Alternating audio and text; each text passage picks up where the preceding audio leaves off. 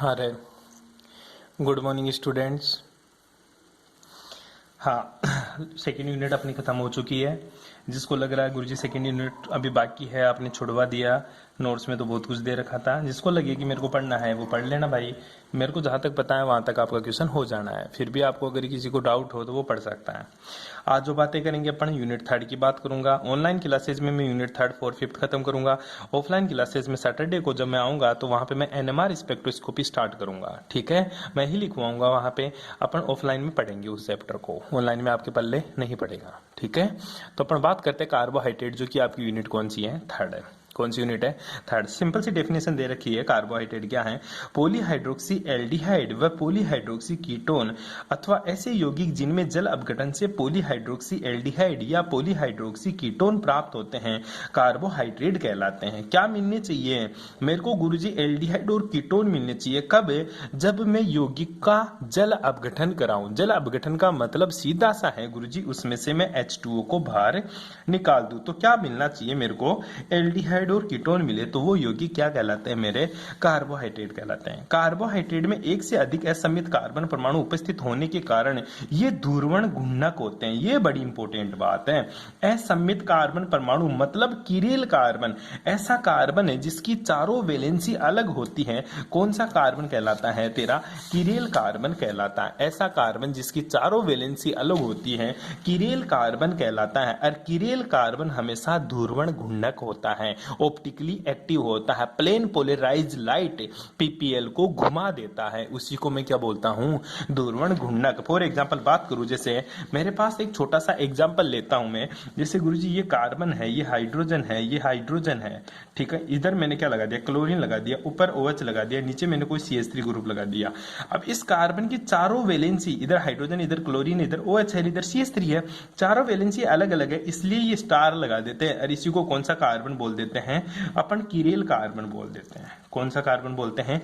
Chiral carbon. और chiral carbon युक्त यौगिक प्रकाशिक सक्रिय होते हैं, ऑप्टिकली एक्टिव होते हैं, जो पीपीएल मतलब प्लेन पोलराइज लाइट को घुमा देते हैं, इसलिए इसको क्या बोलते हैं अपन? ध्रुवण घूर्णक बोलते हैं। देख ले, ये तेरा ग्लूकोज है, ठीक है, ऊपर एल्डिहाइड ग्रुप है, नीचे एल्कोहलिक ग्रुप है। ध्यान रखना, जो तेरा जो ग्लूकोज है इसका फॉर्मूला तुझे आना चाहिए। ठीक है, डायरेक्ट पूछ लेता ग्लूकोज का फॉर्मूला लिखो। 1 2 3 4। ग्लूकोज में 4 किरेल कार्बन होते हैं। कितने किरेल कार्बन होते हैं? 4 किरेल कार्बन होते हैं तेरे। इसी तरह ये तेरा क्या होता है? फ्रक्टोज। ग्लूकोज और फ्रक्टोज दोनों में जो हाइड्रोजन कार्बन और ऑक्सीजन एटम है, इनकी मात्रा समान होती है, परंतु इनका फॉर्मूला अलग अलग होता है। याद कर, एक रिएक्शन है जो बहुत इंटरेस्टिंग रिएक्शन हुआ करती थी। तू बोलता था सुक्रोज C12H22O11 को जब मैं जल अपघटन करता हूं, ठीक है, तो क्या बनता है गुरुजी?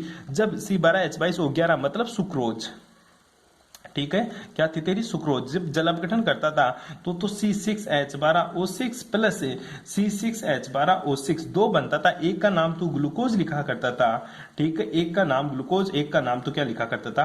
फ्रक्टोज लिखा करता था। क्या लिखा करता था?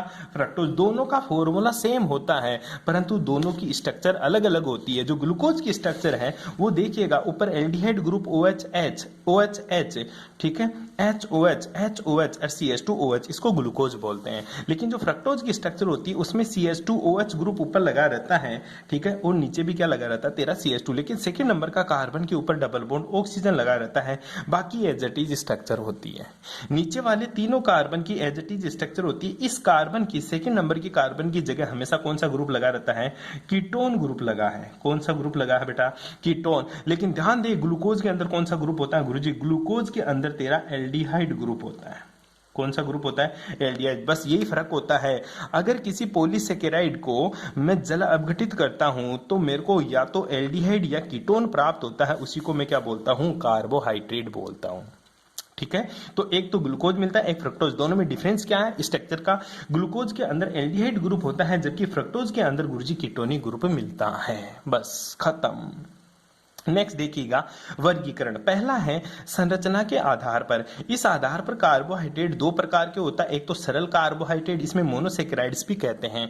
दूसरा सरल कार्बोहाइड्रेट्स में इन कार्बोहाइड्रेट्स का जल अपघटन नहीं होता। किसका?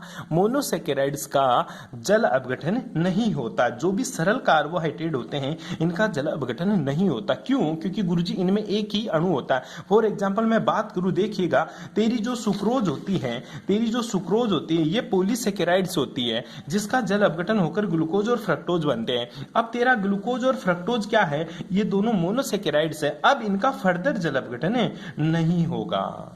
अब इनका फर्दर जल अपघटन नहीं होगा। तो ध्यान दीजिएगा, मोनोसेकेराइड्स यूनिट्स का जल अपघटन नहीं होता। ठीक है, अर्थात ये स्वयं पॉलीहाइड्रोक्सी एल्डिहाइड या कीटोन होते हैं। बताया था इसमें ग्लूकोज में तो एल्डिहाइड ग्रुप होता है, फ्रक्टोज में क्या होता है? कीटोन ग्रुप होता है। ये क्रियात्मक समूह की प्रकृति के आधार पर पुनः दो प्रकार के होते हैं। कौन कौन सा? या तो एल्डोज हो, ये पॉलीसेकेराइड संरचनाओं में एल्डिहाइड ग्रुप होता है जिसमें ग्लूकोज अपन ने पढ़ा, और दूसरे में कीटोन ग्रुप होता है जिसमें अपन ने फ्रक्टोज पढ़ लिया। कोई प्रॉब्लम यहाँ तक?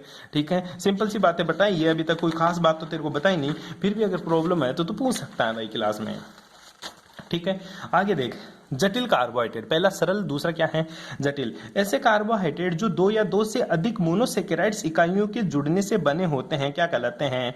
जटिल कार्बोहाइड्रेट्स कहलाते हैं। ये दो प्रकार के होते हैं, एक तो ओलिगोसेकेराइड्स है और दूसरा क्या होता है तेरा? पॉलीसेकेराइड्स। दो तरह के होते हैं जटिल कार्बोहाइड्रेट, एक तो ओलिगोसेकेराइड्स और दूसरा क्या होता है तेरा? पॉलीसेकेराइड्स। दोनों में डिफरेंस क्या होता है पढ़िएगा एक बार के लिए। वे कार्बोहाइड्रेट्स ये कार्बोहाइड्रेट 2 से 10 मोनोसेकेराइड इकाइयों के जुड़ने से बनते हैं। कितने? 2 से लेकर 10 मोनोसेकेराइड इकाइयां जुड़ेगी तो वो तेरा एलिगोसेकेराइड्स में जाएगा।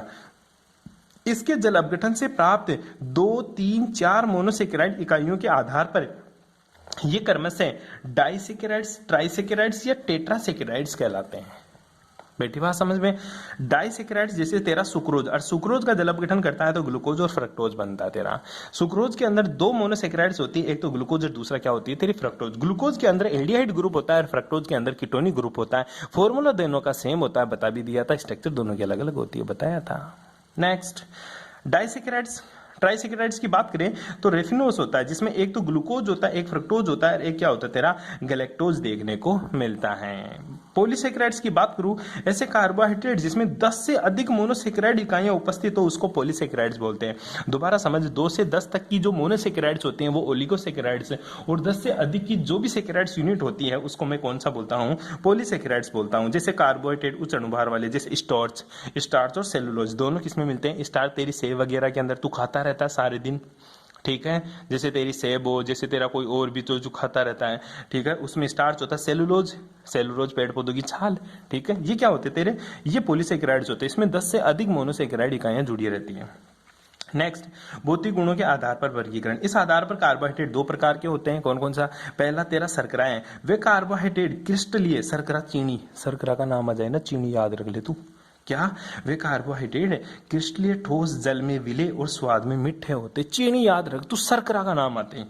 ठीक है, मोनोसेकेराइड व ओलिगोसेकेराइड इसके अंतर्गत आते हैं, जैसे ग्लूकोज, फ्रक्टोज, सुक्रोज। ठीक है, मैं पूछूंगा ग्लूकोज किसमें होता है, फ्रक्टोज किसमें होता है, सुक्रोज किसमें होता है, कब पूछूंगा पता है तेरे को? क्लास के अंदर। ठीक है, तो याद करके आना ये चीज, ग्लूकोज किसमें होता है, फ्रक्टोज किसमें होता है, सुक्रोज किसमें देखने को मिलता है। ऐसी शर्कराएं क्या होती है? जो स्वाद में मीठी ना हो। वे कार्बोहाइड्रेट जो क्रिस्टलीय, ठोस, जल में अविलेय और अल्प विलेय हो, स्वादहीन हो, पॉलीसेकेराइड्स के अंतर्गत आते हैं। ओलिगोसेकेराइड सारी की सारी क्या होती है? शर्कराएं होती है, और पॉलीसेकेराइड सारी की सारी तेरी क्या होती है? अशर्कराएं। ठीक है, अब बात आती है रासायनिक गुणों के आधार पर। इस आधार पर भी दो प्रकार के होते हैं, एक तो तेरी अपचायिक शर्कराएं, एक तेरी अनपचायिक। अपचायिक का मतलब जिसका अपचयन हो जाए, अपचायिक का मतलब जो ऑक्सीकरण करें। अपचायिक कौन होते हैं? जो ऑक्सीकरण करें। ठीक है, अनपचायिक जो ऑक्सीकरण ना करें। पढ़ते हैं, वे कार्बोहाइड्रेट टोलेन अभिकर्मक, फेलिंग विलियन व बेनेडिक्ट विलियन को अपचयित करते हैं, इस कारण इन्हें अपचयिक शर्कराएं कहते हैं। ध्यान रखना, अपचायिक शर्कराएं क्या करती है? ये टोलेन अभिकर्मक, फेलिंग विलियन और बेनेडिक्ट विलियन को अपचयित करती है, इस कारण इनको अपचयिक शर्कराएं बोलते हैं। नेट के ऊपर सर्च करना टोलेन अभिकर्मक, नेट के ऊपर सर्च करना फेलिंग सॉल्यूशन, और नेट के ऊपर ही सर्च करेगा तो क्या? बेनेडिक्ट सॉल्यूशन, और तीनों के फॉर्मूले लिखेगा। मैं क्लास के अंदर तेरे किसी से भी पूछ सकता हूं टोलेन अभिकर्मक क्या है, फेलिंग सॉल्यूशन का फॉर्मूला लिखे, और तेरे को बेनेडिक्ट सॉल्यूशन का फॉर्मूला लिखा। बुक में या नेट पर कहीं पे भी मिल जाएगा तेरे को, ठीक है। सभी मोनोसेकेराइड व डाइसेकेराइड सुक्रोज को छोड़कर अपचायी शर्करा होते हैं ग्लूकोज और फ्रक्टोज। अनअपचायी क्या होते हैं? वे कार्बोहाइड्रेट जिसका क्या ना करें, अपचयी इतने करें जैसे सुक्रोज, ठीक है। अब बात आती है टोलिन बेकर्मक, हालांकि तेरे को खुद से याद करना है, बाकी की बातें करेंगे नेक्स्ट क्लास में। Thanks for cooperation.